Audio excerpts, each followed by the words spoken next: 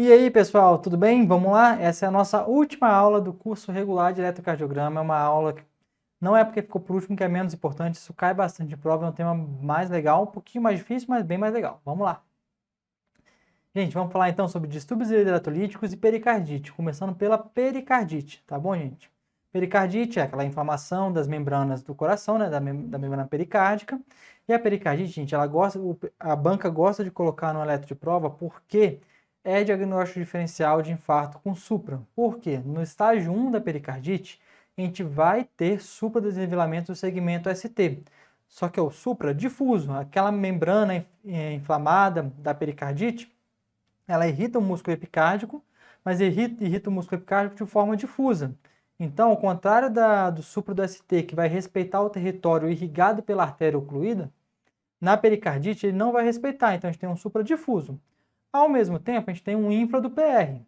Então, a primeira vez que o segmento PR vai aparecer aqui para a gente no nosso curso vai ser na aula de pericardite. Supra de ST, difuso, várias derivações que não respeitam as paredes, associado à infra do PR. Lembrar que o AVR é o estranho, o AVR é tudo ao contrário. Então, no AVR pode ser infra do ST e supra do PR. No restante vai ser tudo o contrário, tá bom?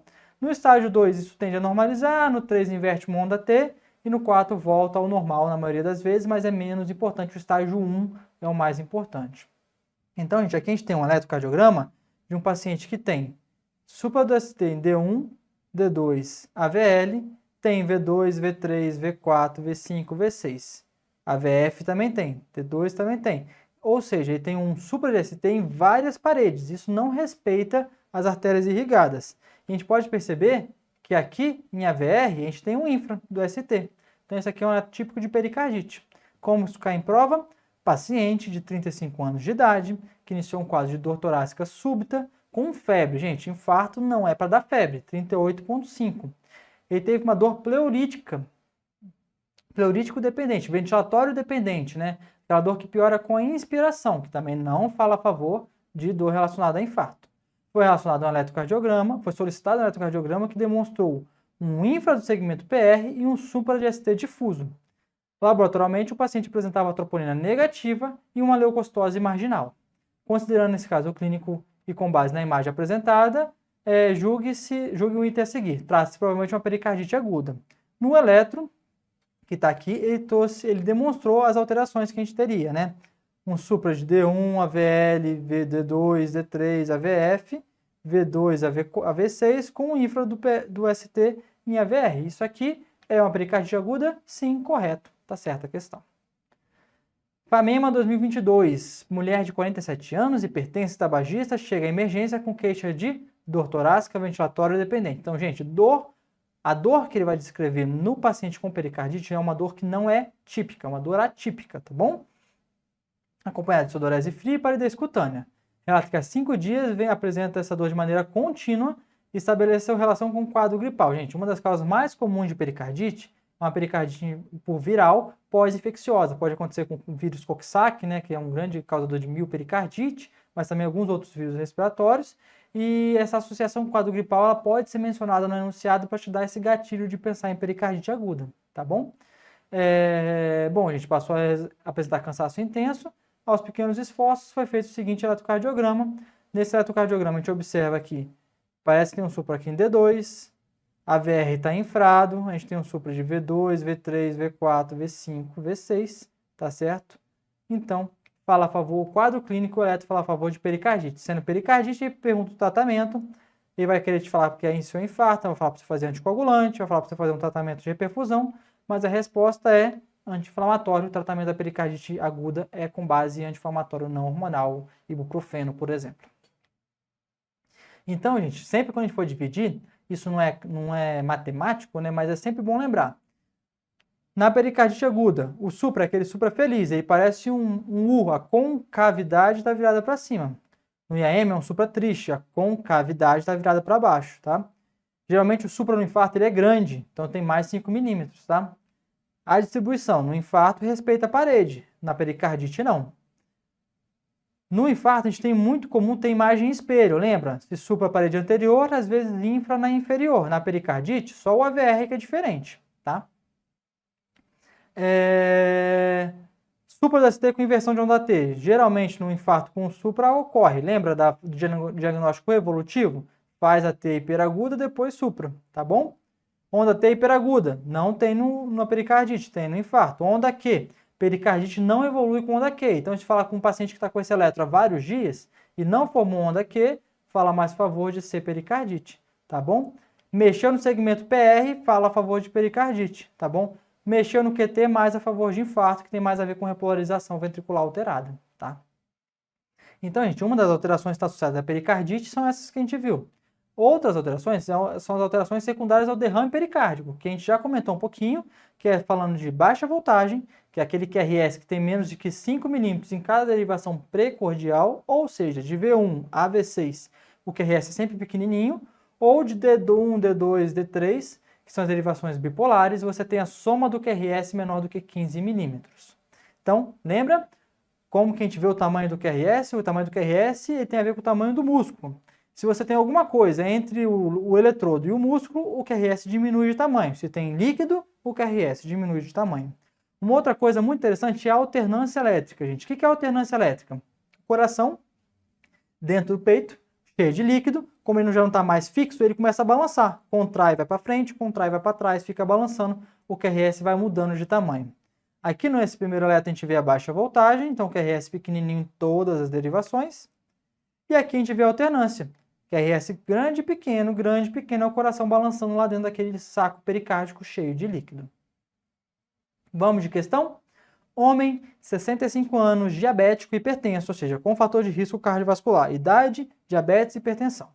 Tratamento irregular para tudo, está com dispneia, com piora há 2 meses, um quadro mais arrastado. Não teve tosse, não teve febre, teve um quadro de perda de apetite, náuseas e sonolência. Exame físico descorado, desidratado e apneico. Até agora a gente não consegue fechar.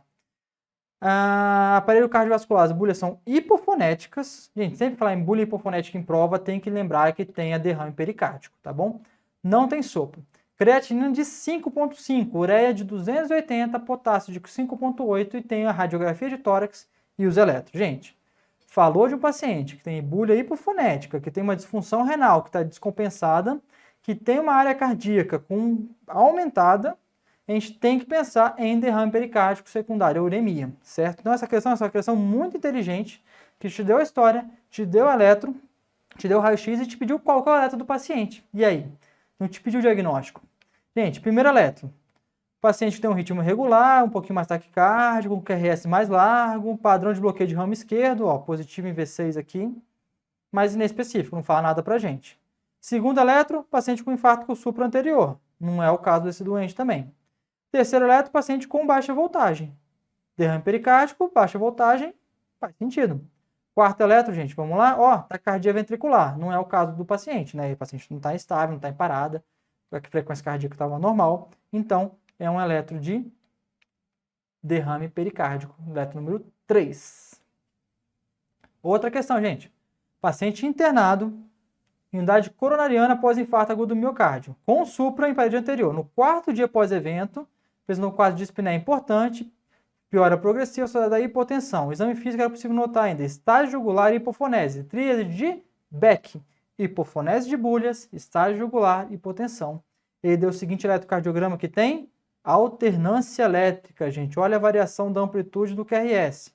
Lembra que a gente falou na aula de infarto, complicação mecânica? Uma delas seria a ruptura da parede livre, geralmente no 3º ao 5º dia, no paciente com infarto com supra de parede anterior.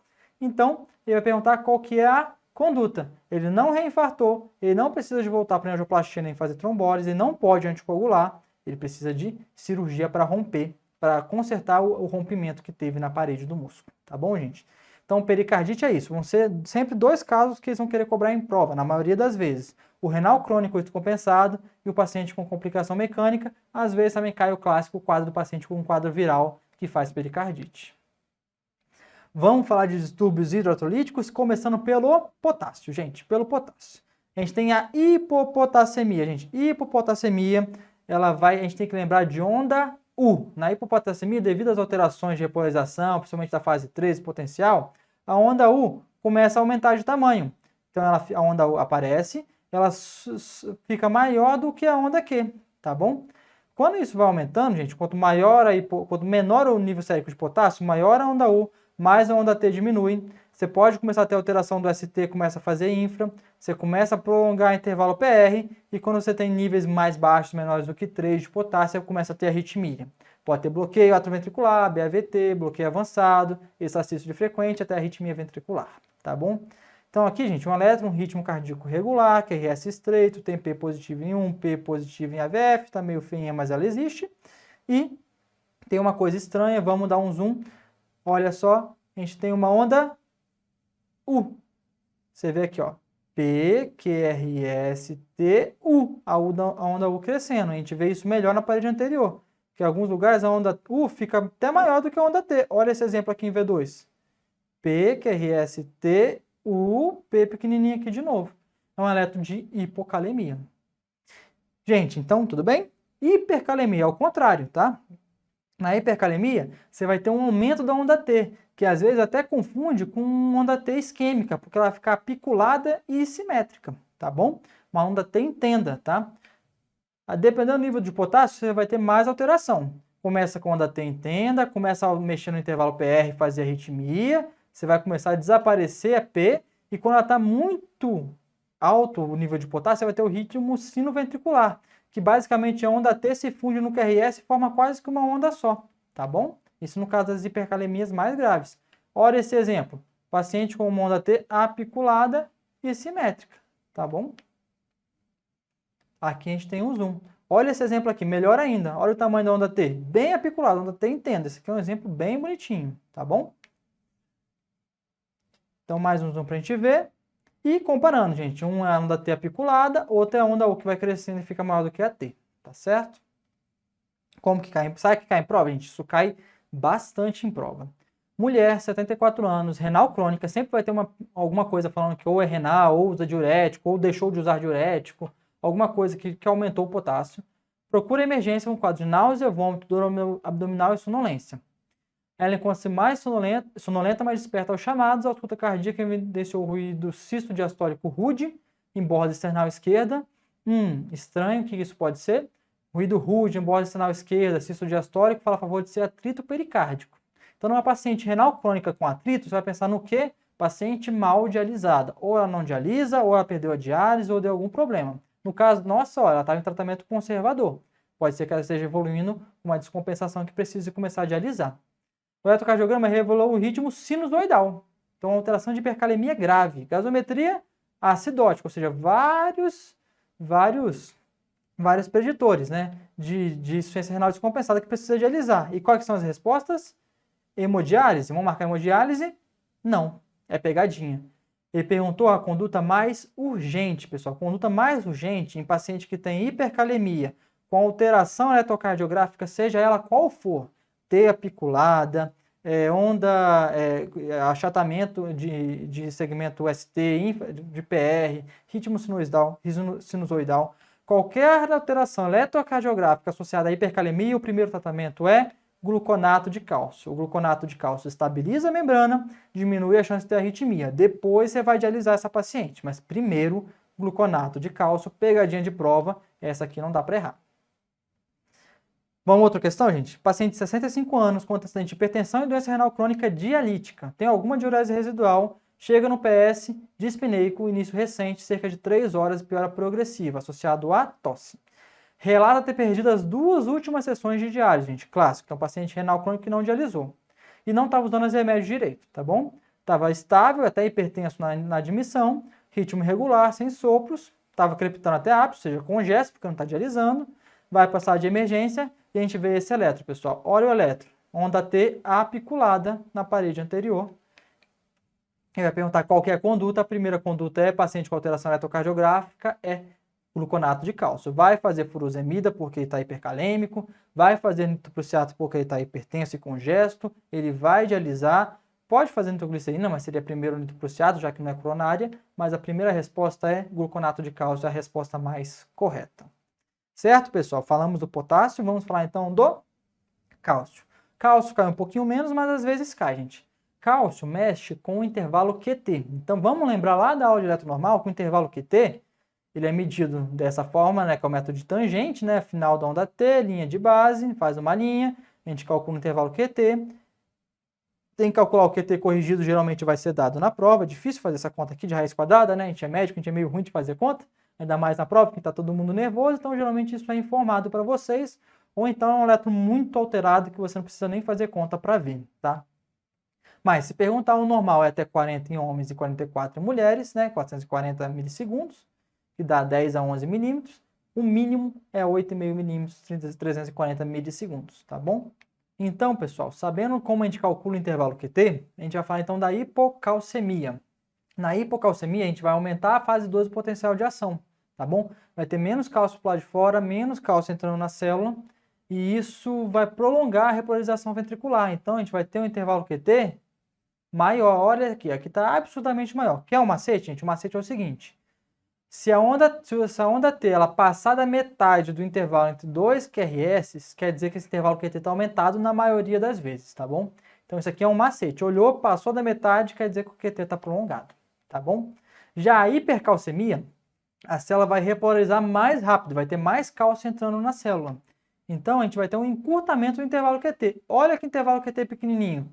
Quase não tem segmento ST, já emenda no QRS, na onda T e acaba rapidinho, tá bom? Então, isso aqui é um eletrosugestivo de uma hipercalcemia, tá bom? Às vezes, uma questão dessa pode cair, por exemplo, um paciente fez cirurgia de paratireoide, que teve uma alteração aguda de cálcio e que vai te perguntar se é um sugestivo de hipercalcemia ou hipocalcemia. Às vezes, um paciente que tem uma hipercalcemia da malignidade, um tumor com metástase óssea, que tem aumento de reabsorção, que vai fazer um cálcio mais aumentado. Então, ele pode correlacionar com esses distúrbios de cálcio, tá? E aqui para a gente comparar, para a gente não esquecer, a gente passou da metade, ficou grandão e QT longo e hipocalcemia, ficou bem curtinho, bem perto do QRS, QT curto, hipercalcemia, tá bom? Gente, era isso, essa é a nossa última aula, muito obrigado, espero que vocês estudem, boa sorte nas provas, mantenham o foco e vamos embora, gente, é isso aí.